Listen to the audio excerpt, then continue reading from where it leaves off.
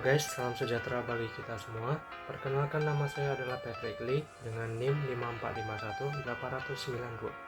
Saya merupakan mahasiswa Teknik Industri Untar, dan untuk video kali ini dibuat dengan tujuan untuk memenuhi ujian akhir semester dari mata kuliah pengantar otomasi industri yang Pak Agus Salim sebagai dosen pengampunya. Topik pertama yang akan saya bahas adalah aktuator hidrolik. Dalam sebuah sistem hidrolik, terjadi perubahan tenaga dari tenaga hidrolis menjadi tenaga mekanis. Sebelum dirubah menjadi tenaga mekanis, misalnya aliran, arah aliran, dan besarnya tekanan di dalam sistem hidrolis harus diatur agar didapatkan tenaga mekanis yang terkontrol arah gerakannya, kecepatan gerakannya, ataupun besar tenaganya. Secara garis besar, sistem hidrolik memiliki komponen utama sebagai berikut. Yang pertama adalah tangki hidrolik atau hydraulic tank sebagai tempat untuk menampung oli dari sistem. Tangki ini juga berfungsi untuk mendinginkan oli di dalamnya. Yang kedua adalah pompa hidrolik atau hydraulic valve sebagai alat pemindah oli dari tangki menuju ke sistem.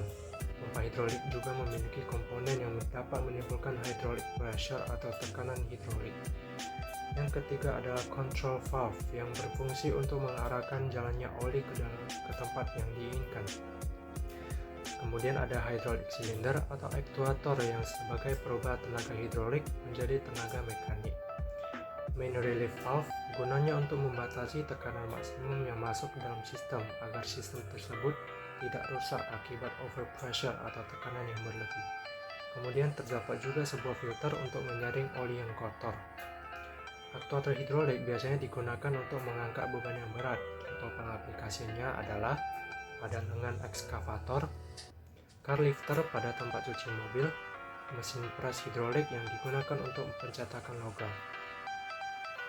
Kelebihan pada penggunaan aktuator hidrolik adalah yang pertama ringan, mudah dalam pemasangan, kemudian sedikit perawatan yang diperlukan, dan biasanya digunakan untuk beban yang berat.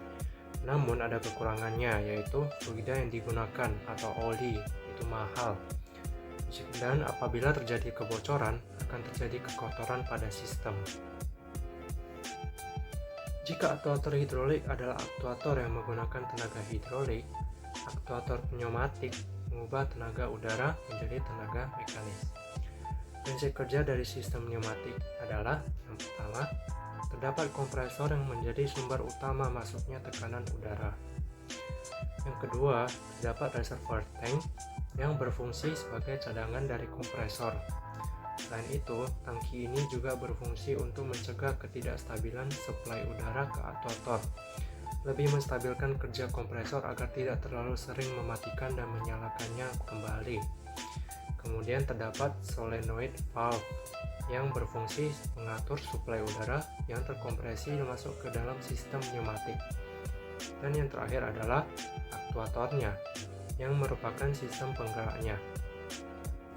Contoh pengaplikasian dari sistem pneumatik ini adalah sistem rem pada mobil, sistem pintu pada bus, pelepasan dan penarikan roda-roda pada pendaratan pesawat. Kelebihan pada penggunaan pneumatik adalah ketersediaannya yang tidak terbatas, mudah disalurkan, fleksibilitas temperatur, dan bersih. Namun kekurangannya adalah memerlukan instalasi peralatan penghasil udara, mudah terjadi kebocoran, menimbulkan suara bising, dan mudah mengembun.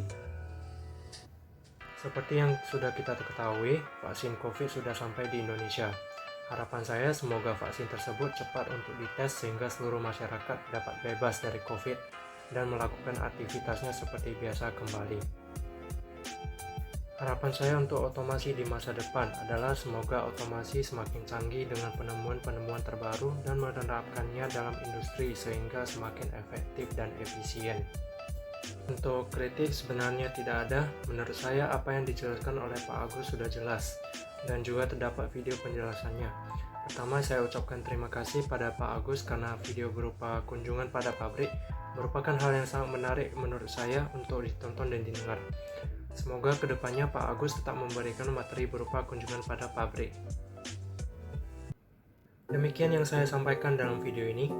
Mohon maaf jika ada salah kata, dan saya mengucapkan terima kasih kepada Pak Agus yang sudah mengajar dan membimbing kita untuk 1 semester ini. Semoga kita masih dapat bertemu di lain waktu. Terima kasih sudah menonton.